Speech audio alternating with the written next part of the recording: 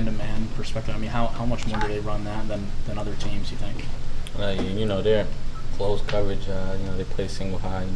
Specialize in man-to-man, cover three. I mean, they line up and feel like their guy's better than whoever they're playing against. So it's gonna be a good matchup. Do you like that challenge that going into it? You can go one-on-one with a guy? Oh yeah, I'd rather that than go against a whole bunch of zone. But that's fun because at the end of the day, it determines what type of player you are. You get to sit here and go against the best.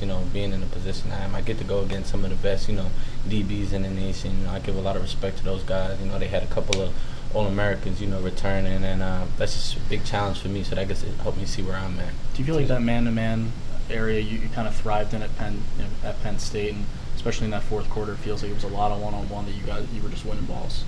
Oh yeah, but the majority of that stuff is really what the offensive coordinator and what Kenny does. They put me in a good position to make those plays. It's not like I just went out there and was like, all right, I'm open, throw me the ball. It was just Kenny being very accurate. Me and him working on a lot of back shoulder work, over the top work. All that stuff is really paying off in the game. Taysir, individually, what did last week mean to you?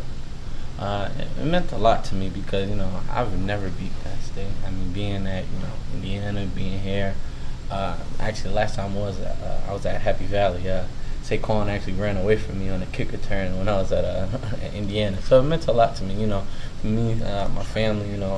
Penn State was one of my options. Coming out of high school, I have a lot of respect for those guys and Coach Franklin. And it's a rivalry game at the end of the day. It means a lot, to this organization, especially, to be kings of Pennsylvania. And that's one thing I just wanted to help my team, with. How do you carry that forward, that the productivity that you had into this game? I mean, just doing my job and my name's called on, just answering. That's just not trying to do too much, not trying to do too much extra. The moment you sit here and lose yourself trying to do extra, you start messing up. Everything is within the little details of things that we do, and just me doing my job, executing all the details how they want me to, is just gonna help elevate my game. Is that a tough line to walk? I mean, nah, not really. They make it so, easy just in terms of Coach Beatty, in terms of, explaining the job, explaining how he wants things. Everything really, lines up in terms of where we line up on the field, splits, everything that he maps out for us it kind of makes us easy for us to just go in the game and just execute. We converted on a lot of third downs, me and Kenny, and a couple of fourth downs, and it was just as similar in practice. They draw it up. They told me what spot I needed to be in.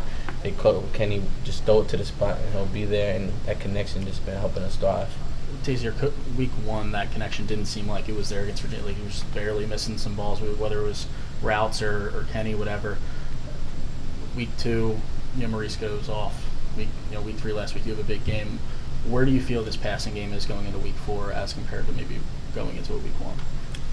Just progressing, it's an everyday battle. I mean, games aren't won within week one, but, you learn more from a loss, you learn more from, the misthrows than you do from the mix.